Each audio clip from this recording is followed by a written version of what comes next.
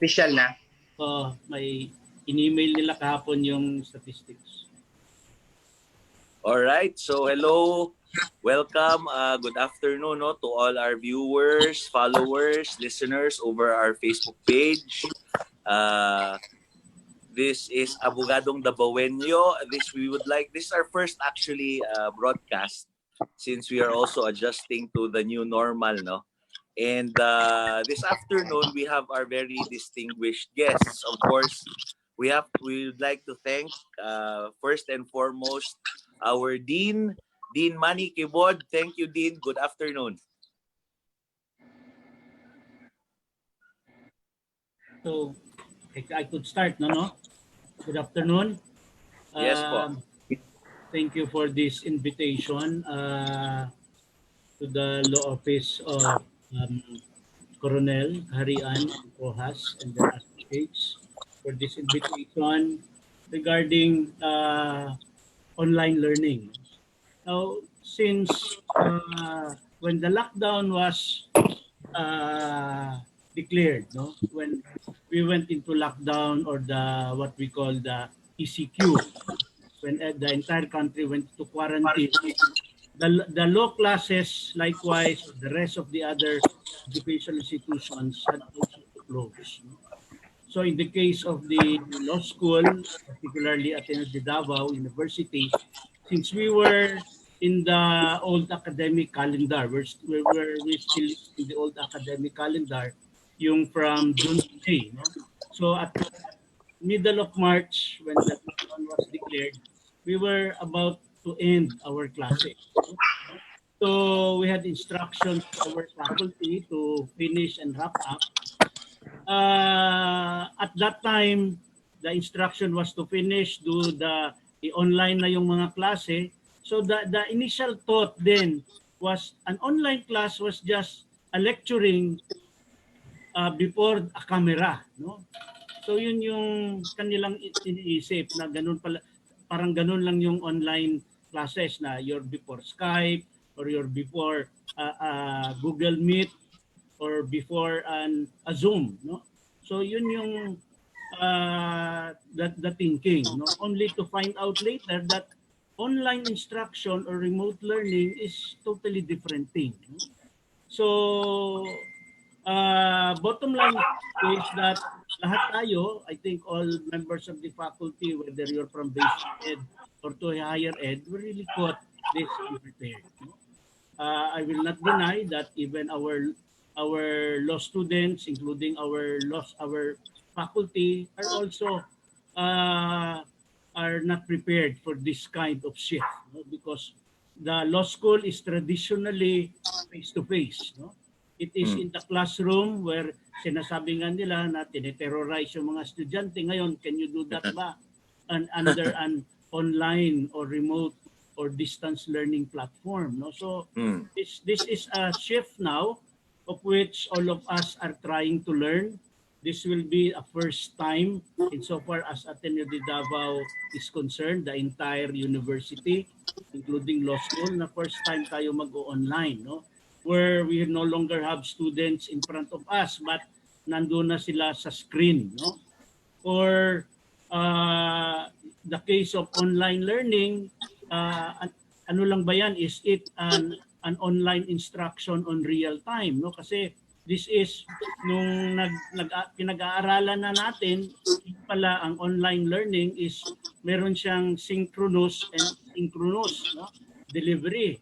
So yung synchronous is that real-time learning or real-time teaching compared to asynchronous na you minimize the use of the connectivity, no? So ang mangyari i-upload mo yung mga materials, ipabasa sa mga bata, then you meet them later on, inquire into what they have studied, then you make some assessment. So mga ganun yung method of learning, or you do blended, no? Synchronous as well as asynchronous. So these things were learned and they were learned abruptly. So yung in fact sa aking law faculty may training nga, minsan yung iba hindi pa mag-attend, yung iba mag-attend, but all these are totally new to us. No? So yes, it will be quite as a challenge. In fact, struggle yan, no? Even how much more to the senior faculty, no? Na hanggang ngayon may denial pa, no? Even sa college, no? Especially the senior ones na denial pa yung kanilang mindset na hoping na mabalik yung face to face, no? But may chance ba? I cannot really tell, no? Yung akin lang hunch is that even by the end of the year baka wala pang, hindi pa tayo mag face to face, no? As what the president said, kung walang bakuna wala talagang eskwela, no? So all this what we're doing now is really to do online delivery, no? So Okay. but there are a lot of expectations, and I don't want also parents na baka mataas yung expectation nila kasi pati yung mga anak nila, pati yung mga teachers are struggling, no? They're coping, trying to meet up the challenge despite the difficulty. Then wala ka pang control on connectivity, no? So yung mga telcos diyan, yung sa ibang lugar mataas ang lakas ng signal ng isang telco, sa ibang lugar hindi, or may lugar naman wala talagang signal, no? So Correct. yung bata na yun ba, can that person still continue to study? So kami, pag yung area mo wala talagang signal, regardless of the anong telco, I think it's not advisable that you'll enroll on, you continue studying or continue with your classes online kasi talagang it will be useless, no? So having said that, bottom line is that we're into this, we're struggling, and we're trying to cope up and meet the difficulty and the challenges of online learning. Yan. Okay, thank you Dean, no, for those insights. We'll get back to you in a while. Yes. We'd also like to greet good afternoon sa among Assistant Dean, si Attorney Jazzie. Attorney Jazzie Sarona, hello, good afternoon. Good afternoon. Attorney Thank you for Jazzie the Sarona-Lozare, hello, good afternoon. Good afternoon. Yes, Assistant Dean, Ma'am Jazzie. Your initial thoughts lang this coming semester sa atong Ateneo de Davao Law School. Same, no, with the Dean. The law school is really doing its best together with the staff for this new platform or new online learning. As mentioned, there are issues or obstacles, pero rest assured na we are doing our best in adjusting to these new circumstances. So, sabi nga ni Dean, let's just manage our expectations kasi both students, our staff, and the faculty are adjusting. But again, meron kaming trainings, no, with the faculty, and we're trying our best as well to be able to disseminate the proper information to the students. Of course, sa ngayon, enrollment pa naman, but the faculty are already preparing. Okay. Again, thank you. Good afternoon to Dean and Assistant Dean. Thank you for joining us. Kadyot naman itong discussion, no? Anyways, just free-flowing. Of course, we'd also like to welcome together with Dean and si Assistant Dean, of course, si Attorney Jeff Coronel.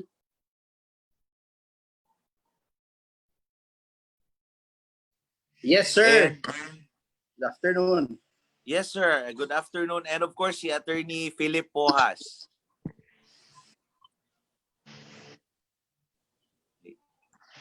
Ayan. And of course, I think Attorney Ople is also online. He is our of counsel based in Manila.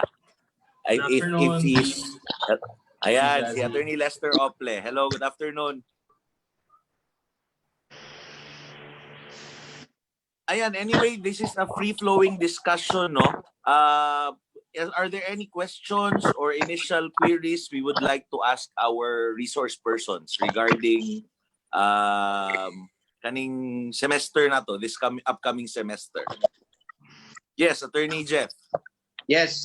Good afternoon to everyone. First and foremost, before I ask my questions, I would like to congratulate Dean Manny and Jazzie, diba, for leading Ateneo de Davao University, for securing and for being the #1 law school now in the Philippines. Tama yun, Dean Manny, di ba? Sinabi mo eh. highest, di ba, passing rate sa first takers and overall nationwide. Pag sinabi mo, okay yan. And knowing that, I know naman din, knowing that Ateneo will be at the forefront in our continuous learning and especially adapting to the new normal. So if I may ask lang sana, kasi sabi nga ni Dean kanina, admittedly, hindi lang naman yung estudyante ang nahihirapan, kahit yung mga faculty ay nahirapan din sa bagong sistema na ating ipinapatupad. And yun nga lang din, recognizing that there are students that who do not have access to internet, di ba? Alam naman natin, hindi natin mapagkakaila in our country, internet connection is really a challenge. And as sabi nga ni Tina, he was saying kanina na you have no reliable access to internet during this time, I think it would be advisable to maybe to think if you would still continue learning this semester, maybe you could defer it. Tama ba yun din? Defer it or not?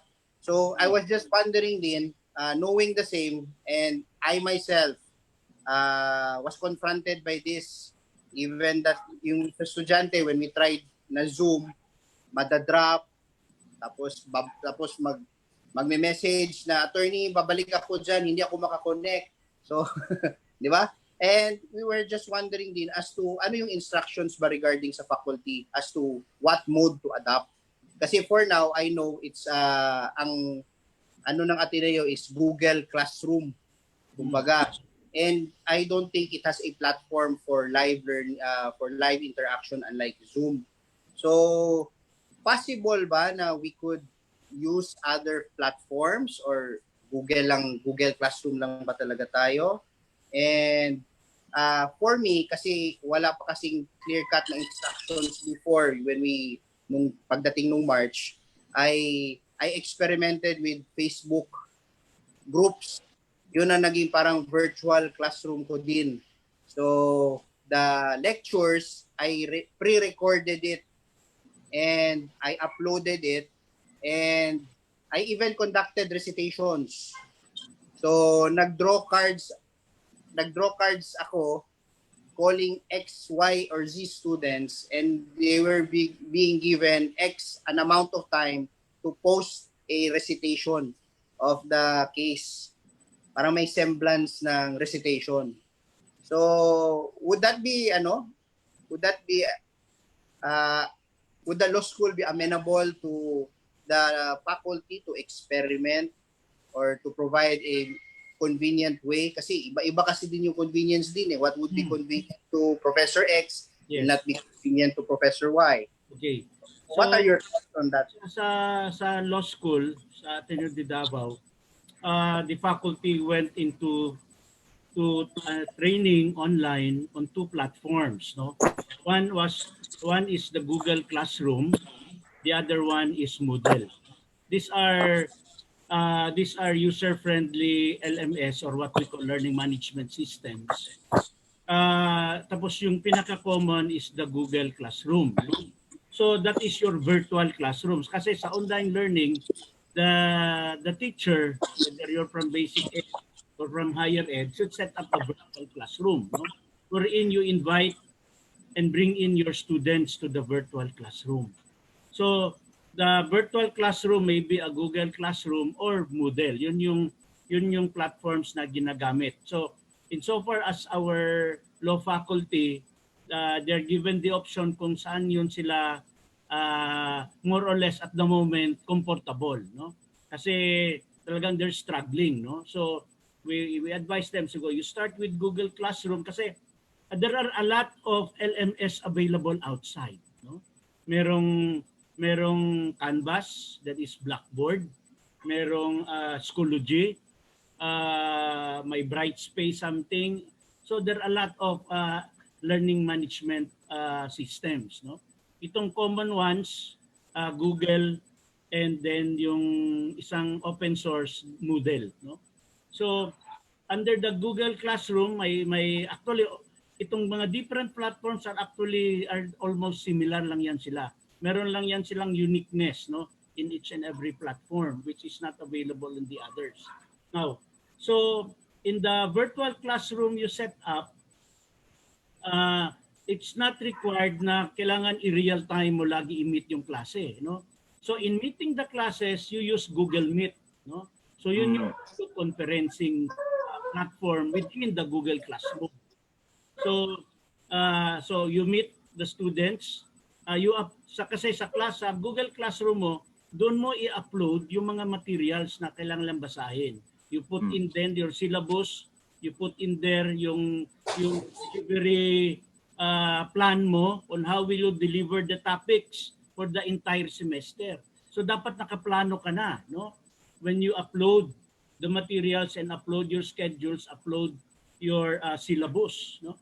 Para yung mga bata would know na itong week na ito, itong topic natin. So ito yung reading materials, ito yung babasahin natin. Now, it's not naman required na i-upload mo lahat, no? Pwede mo yan you could do that by installment, no? Kasi you're starting it, so hindi mo pa yan tapa to finish an entire plan from, let's say, July to October, which includes already the assessments, yung mga exams, recitations, interaction, meeting them, dapat kasama na yan doon until the end of October, where you have now the end of the semester. So yun yung virtual classroom that you have to create, no? So it is there yung kung we're talking about Google Classroom, Google Meet is the platform that you will use for video conferencing. That's where you meet the students.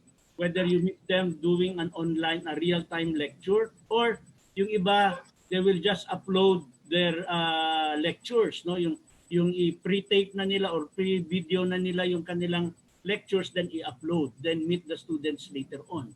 So ganun yung blending niya, no? And that manner within which how to be delivered, that is now left to the discretion of the faculty. Kung ano yung comfortable sila. Kasi it is not correct na yung online class, imimik mo lang yung face-to-face, no? Kasi yung mimicking face-to-face is that you will hold classes on real time, no? In law school, what we are doing in the Ateneo Law School, the College of Law, na we still meet the students kung ano yung regular schedules nila, no? Kasi ang ating operations is from 5 to 9. So ganun pa rin yung schedules. We will not deviate from that. Pero it's now the teacher once they meet the students kung meron silang deviation. But that is the allotted time schedule. Okay? So, setting up. Okay. Thank you, Dean. Okay, Attorney Pojas, maybe you have other questions also for our distinguished resource persons. Huh? Yes. On a personal note, no, I'm conducting now summer classes with Corieso College. So the platform that I tried right now is Google Classroom. So tulad ng sabi ni Dean, no, you can have the entire semester planned out, scheduled yung mga. Pwede mo kasi siyang i-integrate sa Google Calendar. No? So if you integrate it with Google Calendar, you can actually schedule each lecture per date and per hour. No? So kung pwede mong paghandaan talaga yung entire semester in the entire Google Classroom na platform. Or if hindi mo kayang igawa ng one time, pwede din yung sabi ni Dean Manny na by installment siya. Which is what I'm doing now, no? By installment per lesson or per hour of a class. Doon ko ngayon tinatansya kung how much of the subject is yung makaya ng estudyante. Considering also yung kanilang internet connectivity, no? But right now I'm experimenting on a totally modular class, no? Walang video. Kasi may mga students talaga, especially yung mga lugar dito sa Davao del Sur na wala talagang internet. So, ito lang, panaka-naka lang sila makasagap ng internet. Konti lang ang bandwidth requirement, no? Konti lang ang bandwidth requirement ng ng Google Classroom. So ma-accommodate natin 'yon, no, yung mga students na nahihirapan sa internet connectivity. Ang question ko lang, Dean Manny and Assistant Dean Jazzie, paano po natin gagawin yung yung evaluation part ng ating ng ating mga classes? How can we evaluate the students objectively? Kasi nagiging issue din dito doon sa evaluation yung cheating ba? When we go to quizzes and exams, no? Nahirapan tayo mag-proctor ng exam kasi nga hindi face to face. So ano po yung mga possible ways natin na ma-evaluate ang students objectively and yung maintain natin ang integrity ng evaluation system natin? Jazz, baka may ma-share ka na thoughts. Okay, Dean. First muna yung assessments, no? These were discussed in the trainings offered by Ateneo to the faculty. We have what we call yung summative and formative assessment. So yung formative assessment, pwede natin siya gamitin sa law school. This will include quizzes, requiring them to make essays, and pwede natin isama dito yung recitation. And then we also have summative, usually for law school, dito mapasok yung exams. Principally, di ba, essay exams tayo sa law school. Now, with regard to integrity, that is one issue that we really have to tackle with this online learning. Based on those who have given exams or actual exams, no, when there was a quarantine in middle of March, some gave exams na online and then i-type yung answer. In other words, kung walang tawag nito, live video recording, mag-trust lang talaga ang teacher doon sa students. Although one option on my part personally, what I did was that I already told the students that my exam would be long. Pero handwritten siya. No video coverage because I know when I had my live lectures before or live sessions, no, class lectures, there were some na they were not able to participate during the live lectures because of the connection. So taking that into consideration plus the number of students, nag-emphasize lang ako sa kanila na ginatrust ko sila na hindi sila tingin sa kanilang Sana all matrust. Oo.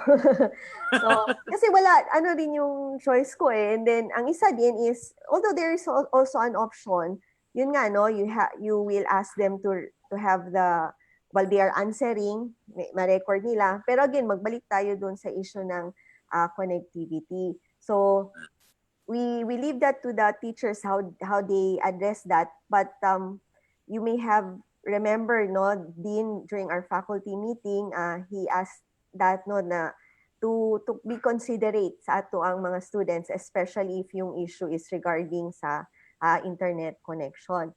So we had the freedom naman, no, kung paano natin i-treat yung in case of issues nga ng connectivity. So sa akin, ganun ang nangyari. I know there were some who had the students answer in writing, tapos live video. Some ata in other school, nag-time-lapse sila.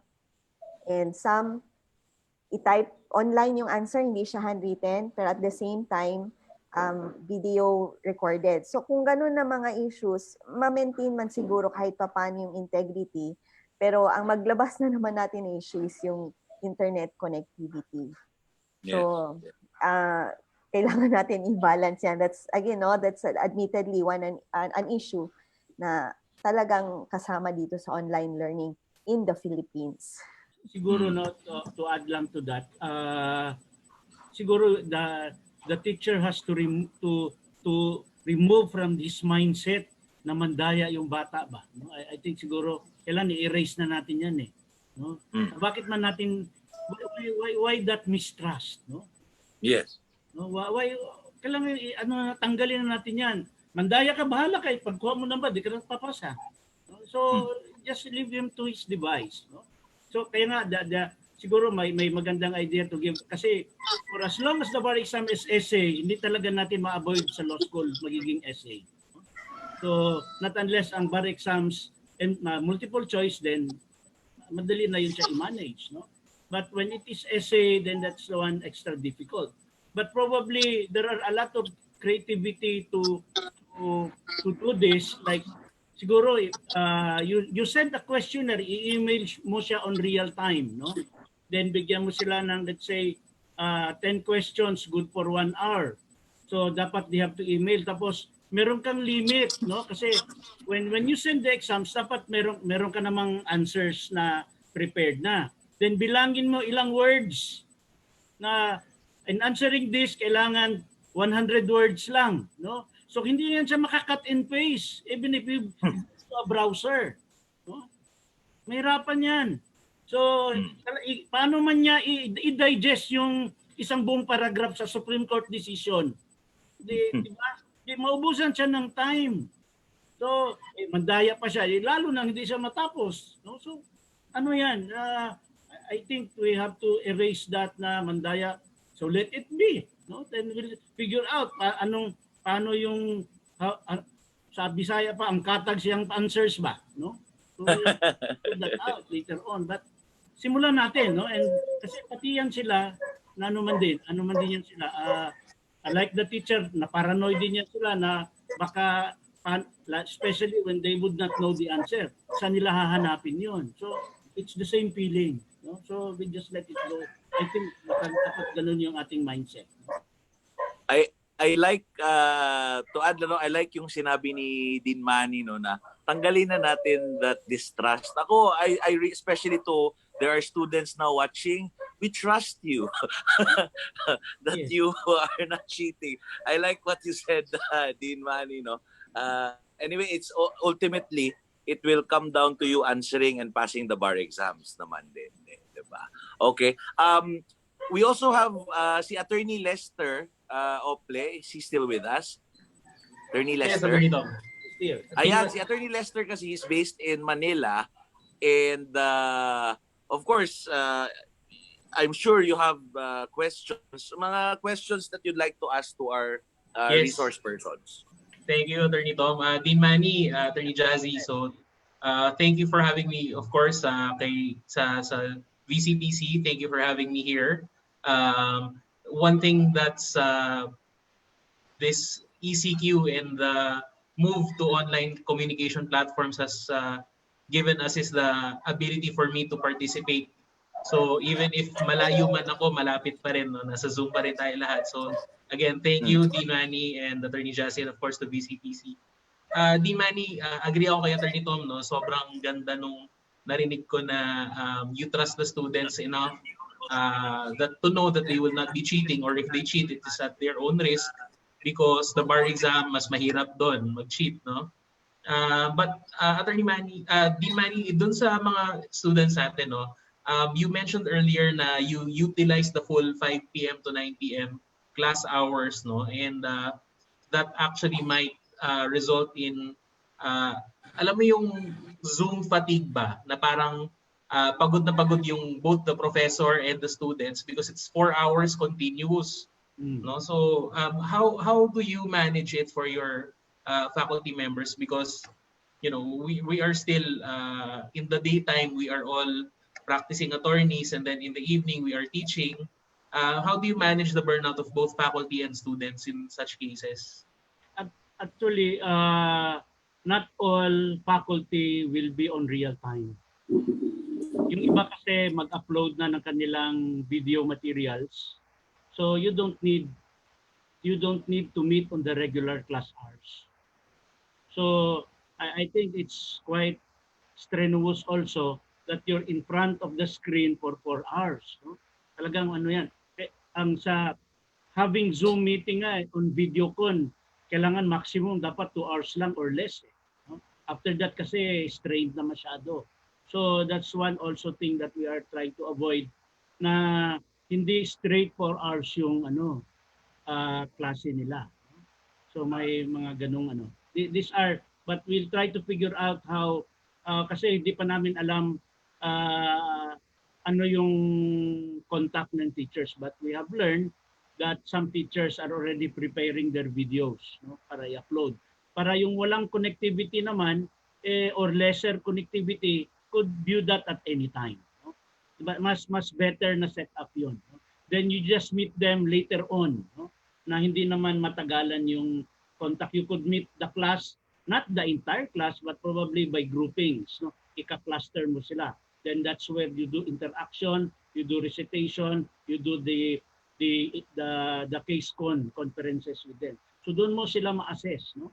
Doon sa kanilang how far that they have read, did they go beyond the materials that you have assigned to them? They do further research on top of the references that you made. So doon mo ma-assess din yung mga bata. Thank you, Dean Manny. Thank you. Thank you, Lester. If I may ask, you made mention of clustering. Now, pwede tayo mag face-to-face sa school. Tama yun? No, Pwede when I say clustering, when you meet them on video con, hindi mo say you have 30 students, hindi mo ma-manage yan, no? Unless mag-lecture ka lang. So when you do interaction, kasi 30 yan sila, i-meet mo sila by 10 or by 6. No? So less strenuous yun, and then mas free-flowing yung interaction, and then you can make an assessment. No?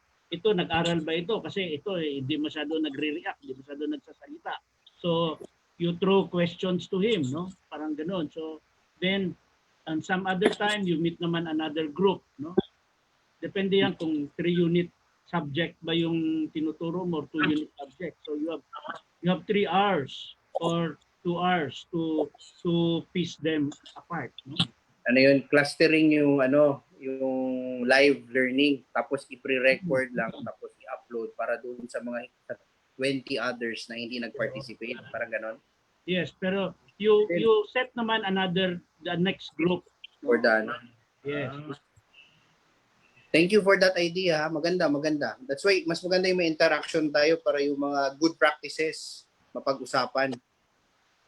It's not really practical that you meet them, magsasalita ka doon for 2 hours for your class. No? Ang attention span ng mga bata, malay mo wala naman yung ibang ginagawa. No? Or yung iba mag-leave, may control ka ba dyan kung mag-alis siya doon? Wala, hayaan mo na lang sila. And then, but unless you call for an attendance, na they have to be present. But that takes time lang din, if you will call one. Oh, hindi na nga. Hindi yan si ano. At saka, law school naman ito mga tigulang naman na. So, ano na yan? Okay, any other questions you'd like to, free-flowing naman ating discussion? Kasi, any other questions? Kasi pag narinig yung free-flowing, iba yung pumapasok sa aking mind. Sa akin din. Free-flowing. Pwede na ulit, no, Dean? Oo, free-flowing sana. So, Din, at any time na ma-lift ang GCQ at payagan tayo ng government na magkaroon ng face-to-face, mag-revert back tayo sa Yes. classroom. That happens. But the way I see it, if we go modified, I don't know sa higher ed, but only I think a percentage lang. No, let's say if there are 30 students in one class, I don't think the university will allow all the 30 will be there in the classroom. So baka percentage lang, but and under this health crisis, I think the schools will be the last one to come back. Schools will be the last one to come back. I doubt pa na magkaano pa tayo. Even on a percentage. If I may ask din, sa awa ng Diyos, wala naman po sa member ng Ateneo family din na nagsakam to COVID-19 din. Sa awa ng Diyos, wala naman. Wala That's naman. great to hear. Yes, I think from the way I look at you, parang you're all healthy, you have stayed home. We have gained weight during the quarantine. Yes, oo. Nasobrahan ka healthy din.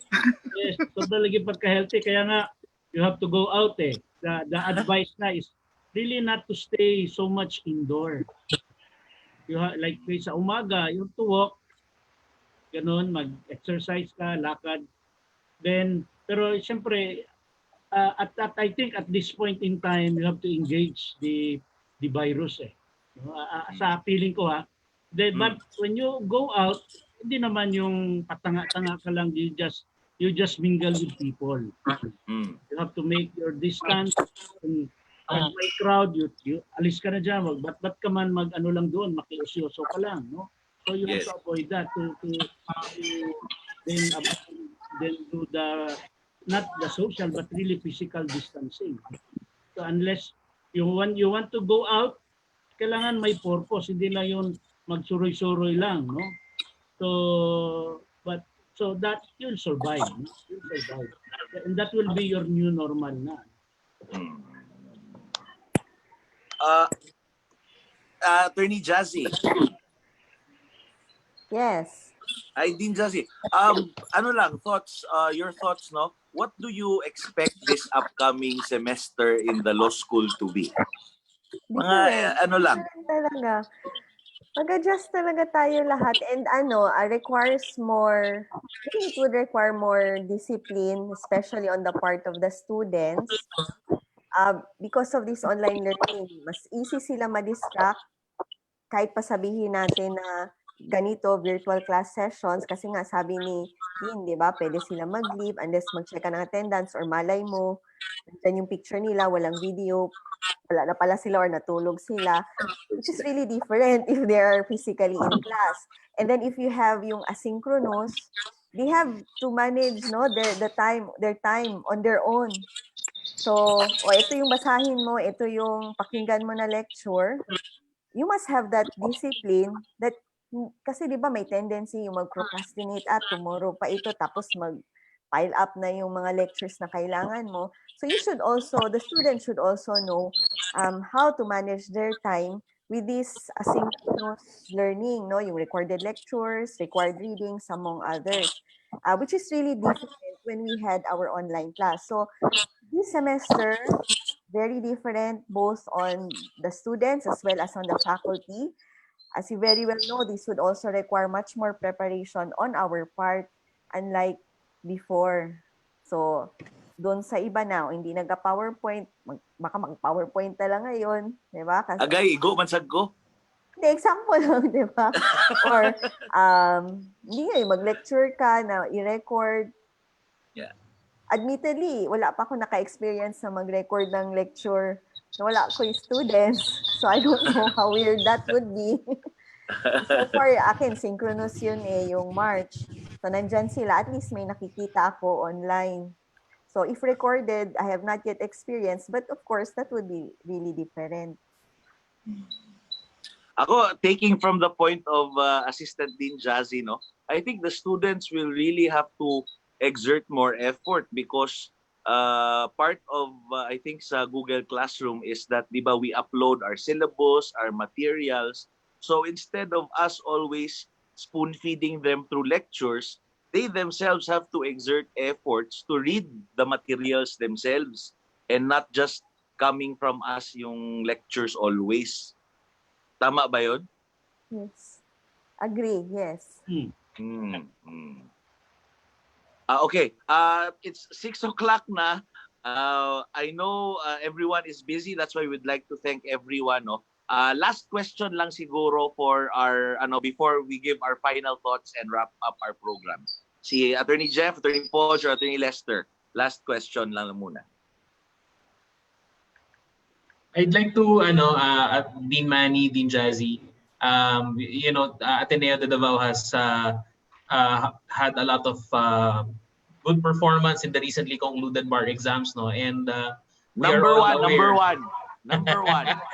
Yes, we are all aware that the 2020 bar exams have been postponed to 2021. So no further details yet, but of course we have our recently promoted or graduated students who have completed the Juris Doctor program and those who are planning to take the bar next year.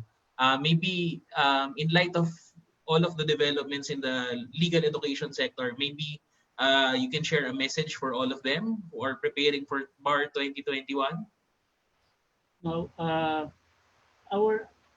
relative to our graduates, no? Our graduates this year, there are about 22, I think, of them. Uh, they went through two emergencies. One, the earthquakes in Mindanao. Then the second, itong pandemic, no? So they call themselves batch Linog, which is earthquake, and batch COVID. No? So, and then they were not able to have the face-to-face graduation, but eventually were able to have a virtual graduation for them. No? So na-push through yun. So at this time, uh, insofar as the other law schools are concerned, since I think the other law schools are using the new calendar, yung kanilang August to May, no? So ngayon nagpa-finals ata yung iba. I think may ngayon pa silang June or July magkakaroon ng graduates, no? Of which ito yung batch 2020 na kukuha ng bar exams, no? But insofar as our school, we had done it early nung pang April. So at this time, what we are telling them is really, you have to psych yourself, get prepared. Kasi ngayon, when they will be attending review classes, online na lahat. No? And then, the future pa kung, definitely the bar exams will not be given this year. It will be sometime in 2021. Then susunod naman yung 2021 batch na mag-graduate next year who will take the bar exams in 2021. So most likely there will be 2 bar exams in 2021. The delayed bar for 2020 and the bar for the current year, 2021. Now going to the batch, to the graduates of 2020, this will be really a challenge to the bar chairman. We have the current bar chairman for the 2020 bar is Justice Leonen. He is planning to have 2 bar sites, no? One in Manila and one in Cebu.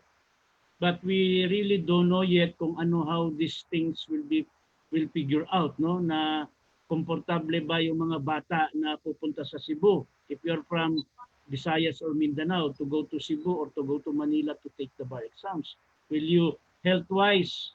Kasi yung iba dyan really will not yet be still confident, no?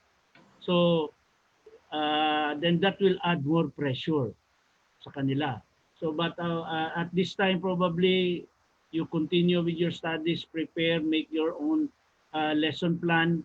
Ano lang, no? Hindi naman kailangan sagad yung pag-aaral mo. Make a schedule, make a plan of your studies, no? Na probably towards the end of the year matatapos ka din. That could help you out even on a self-study basis. So I wish all these graduates luck, and we always be praying for you so that you'll still stay in good health, no? And added to that pa yung mental health issue, because you will be on yourself or perhaps with your family, but yun, parang naka-isolate ka naman, no? So that's also one important thing to address, yung mental wellness nila.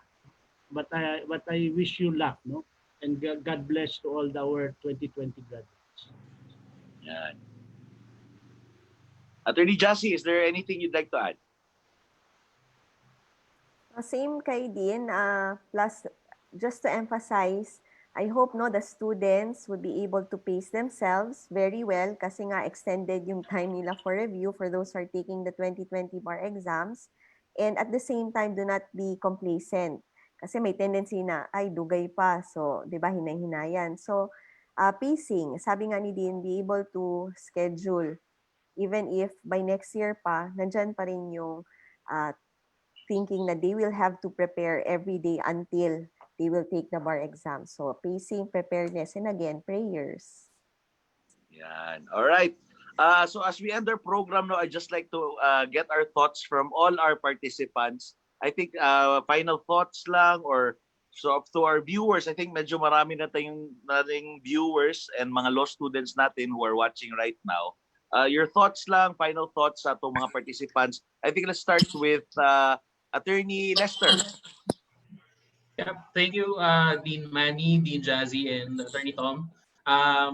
Siguro lahat naman tayo dumaan dito sa bar exam, no? But Personally, I feel for the current bar candidates because ang haba ng waiting time, ang haba ng period that they are subject to anxiety and the pressure of preparing for the bar. So our thoughts and prayers are with you, and kaming mga kuya ate nyo sa profession will be always here to help if ever there's anything that we can do to be of help in your bar prep. Nandito kami. Yan. Thank you, Attorney Lester. Attorney Podge.